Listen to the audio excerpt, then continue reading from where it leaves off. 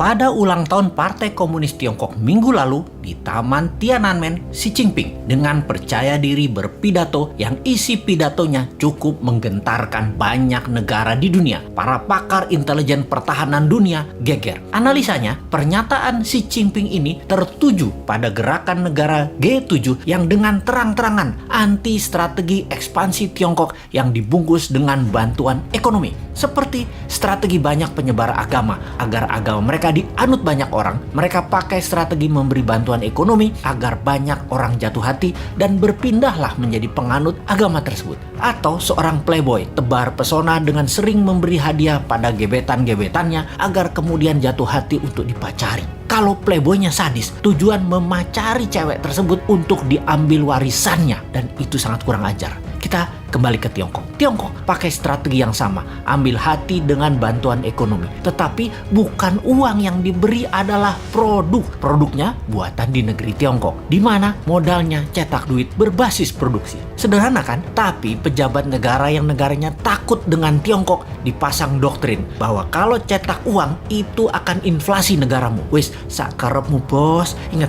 jabatan ada batasnya, ilmu juga ada batasnya.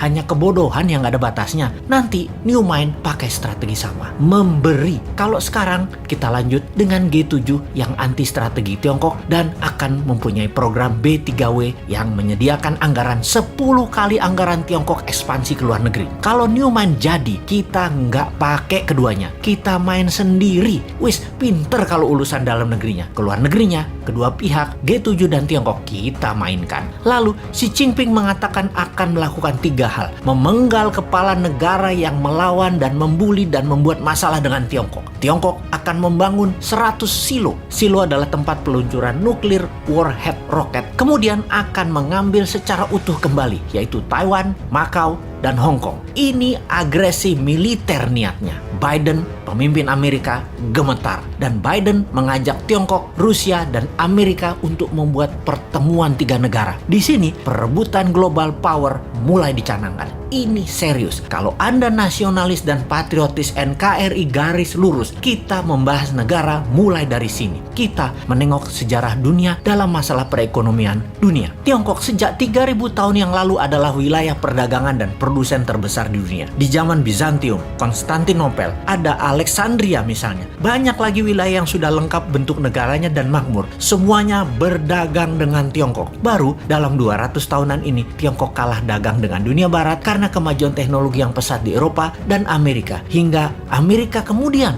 membangun Korea Selatan dan Jepang untuk menguasai pasar Asia Timur. Namun, strategi Deng Xiaoping di tahun 1979 hanya dalam 40 tahunan, Tiongkok kembali menjadi yang terbesar perdagangannya. Salah satunya memang bangsanya terbiasa berproduksi, terbiasa dagang, dan kuat lapar bangsanya. Secara bawah sadar, bangsa Han itu adalah bangsa pedagang, pandai memberi di awal, pandai merendah, pandai dagang tanpa untung, yang penting pembeli untung dulu, pandai putar uang, dan jago dalam kesehatan alami biomedisin tradisional ala timur. Secara ekonomi dan kesehatan memang di nomor 1 dan 2 kan, baru makanan. Mereka itu jago makan. Makanan mereka enak-enak. Secara dasar kehidupan, pola pikir bawah sadar mereka ya happy-happy dan kerja keras. Work hard, play hard. Jangan kayak di negara tetangga, banyak yang work soft, no play.